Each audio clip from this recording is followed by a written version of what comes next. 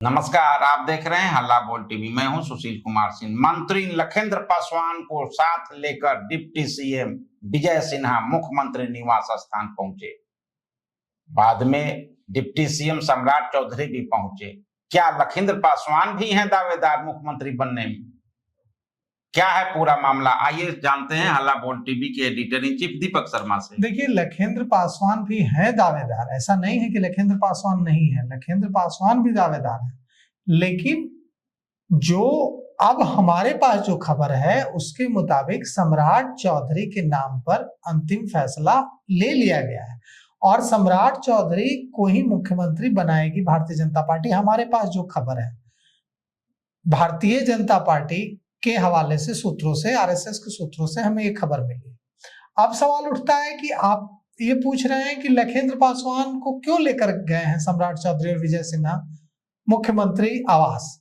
तो यह बात सही है कि नीतीश कुमार के पास मुख्यमंत्री आवास में एक अन्य मार्ग में दोनों डिप्टी सीएम सम्राट चौधरी और विजय सिन्हा के साथ साथ लखिंद्र पासवान भी मौजूद हैं और वहां नीतीश कुमार, डिप्टी सीएम सम्राट चौधरी, डिप्टी सीएम विजय सिन्हा और लखिंद्र पासवान के बीच मीटिंग चल रही है।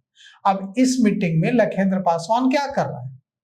लखिंद्र पासवान से इस बारे में पूछा गया। आज पत्रकारों ने उनसे पूछा कि आपका नाम भी चल रहा है मुख्यमंत्री पद के लिए, आप क्या कहते हैं? तो हम आपको सुनाते हैं लखिंद्र पासवान ने क्या कुछ कहा।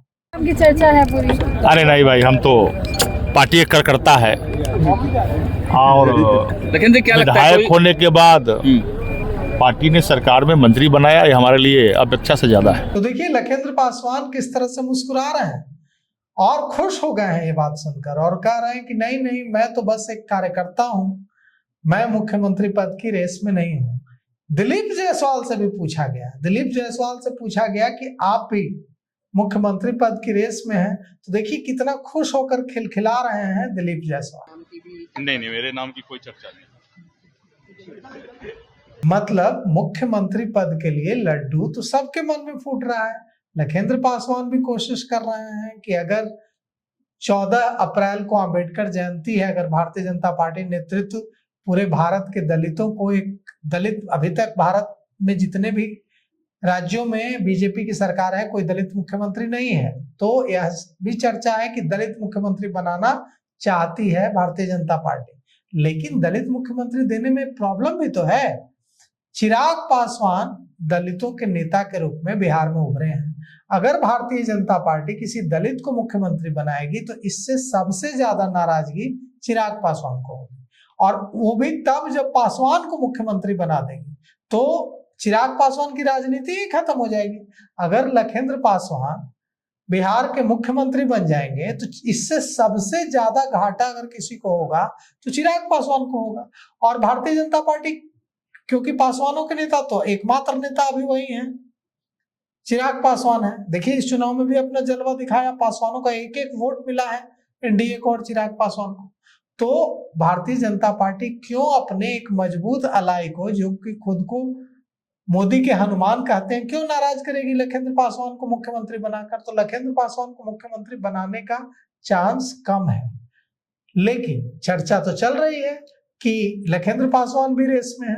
अब राजनीति में कुछ भी मुमकिन है, कोई भी बन सकता है। राबड़ी देवी बन सकती है तो कोई मुख्यमंत्री बन सकता है। कितने लोग ये कह रहे होंगे कि राबड़ी देवी बिहार के मुख्यमंत्री बनेंगे? उनका राजनीति से कोई नाता नहीं था, कामकाजी महिला थी, लेकिन बनी। तो अगर लखिंद्र पासवान को बनना होगा तो वो भी बन जाएंगे।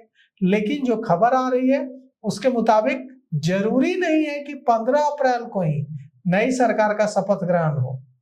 15 अप्रैल को नई सरकार का शपथ ग्रहण हो सकता है। अगर 15 अप्रैल को नहीं हुआ तो 18 को होगा, क्योंकि बीच में फिर जो महिला आरक्षण बिल को लेकर संसद में, जो संसद सत्र में प्रधानमंत्री और दूसरे नेताओं का रहना जरूरी है। तो या तो 15 को होगा, 15 को नहीं होगा तो टल जाएगा, 18 को होगा। और अगर आगे टला ना तो फिर बंगाल चुनाव 29 अप्रैल को खत्म हो रहा है, फिर 29 अप्रैल के बाद शपथ ग्रहण होगा। तब तक नीतीश कुमार ही मुख्यमंत्री रहेंगे। लेकिन नीतीश कुमार ने अपना सामान तो 7 सर्कुलर रोड भिजवा दिया है एक अन्य मार्ग से। क्या वो और ज्यादा दिनों तक मुख्यमंत्री बने रहने के लिए तैयार होंगे? क्योंकि सामान भिजवाना बहुत प्रतीकात्मक कदम है और यह मैसेज देने की कोशिश है कि मुख्यमंत्री की कुर्सी से उनका कोई मोह नहीं है। तो देखिए, बहुत कुछ हो सकता है, बहुत कुछ टल भी सकता है। इस पेशकश में अभी तक इतना ही। देखते रहिए हल्ला बोल टीवी। धन्यवाद।